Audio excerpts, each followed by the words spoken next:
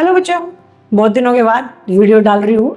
थोड़ा सा पोज आया था बीच में, बट आज एक छोटा कॉन्सेप्ट है लेकिन इम्पॉर्टेंट कॉन्सेप्ट है, नोटिस करने वाला कॉन्सेप्ट है। बहुत छोटी सी चीज़ है लेकिन आपको पता होनी चाहिए। जेईई मेंस के अंदर नॉर्मल क्वेश्चंस के अंदर, अभी मैं रिसेंटली इंटीग्रेशन करा रही थी बच्चों को, उसके अंदर वो चीज़ आया है एंड वो नोटिस होना चाहिए बच्चों, नहीं तो आंसर रॉन्ग होता है।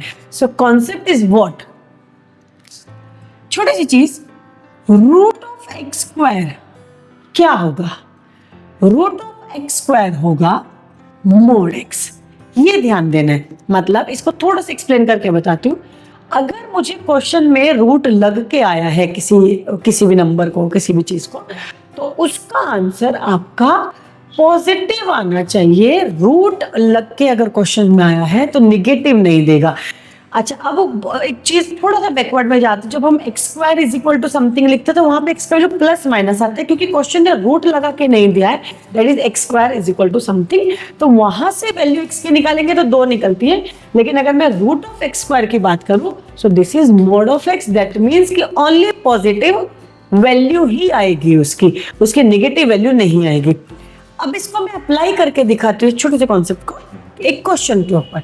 एक क्वेश्चन है, मैंने लिखा है अंडर रूट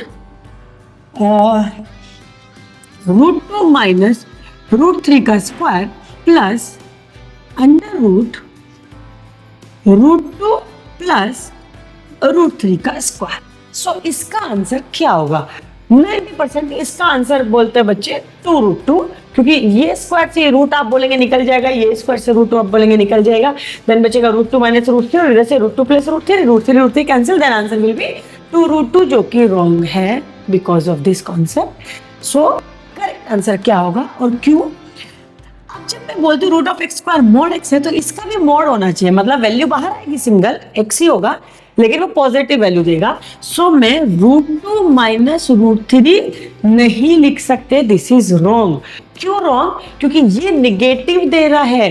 √2 का वैल्यू इज 1.414 जो हम लोग बाय कैलकुलेशन लेता है, एंड √3 का value is 1.732, difference is negative.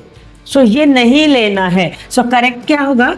इसको मैं लूंगी √3 माइनस √2 प्लस, इसको आप ले सकते हो √2 प्लस √3, क्योंकि प्लस है तो कोई फर्क ही नहीं पड़ रहा, राइट? देन यहां से आपका √2 कैंसिल होगा एंड आंसर इज 2√3। समझे बच्चों? एक और मैं एग्जांपल लेके बताती हूँ आपको। हाल फिलहाल में, अभी मुझे लगता है लास्ट वीक मैं सॉल्व कर रही थी, इंटीग्रेशन का क्वेश्चन था और उसमें ऐसे आया था root of sin x minus cos x आया था। एक्चुअली उल्टा आया था, cos x minus sin x का स्क्वायर आया था और मुझे कुछ तो सॉल्व करना था। सो यहाँ पे भी बच्चे इसका answer cos x minus sin x नहीं होगा। क्यों नहीं होगा? उसमें एक कंडीशन था छोटा सा कि x is greater than π/4 lesser than π/2। तो इस कंडीशन में ना बेटे साइन का वैल्यू बड़ा होता है और कॉस का वैल्यू छोटा होता है।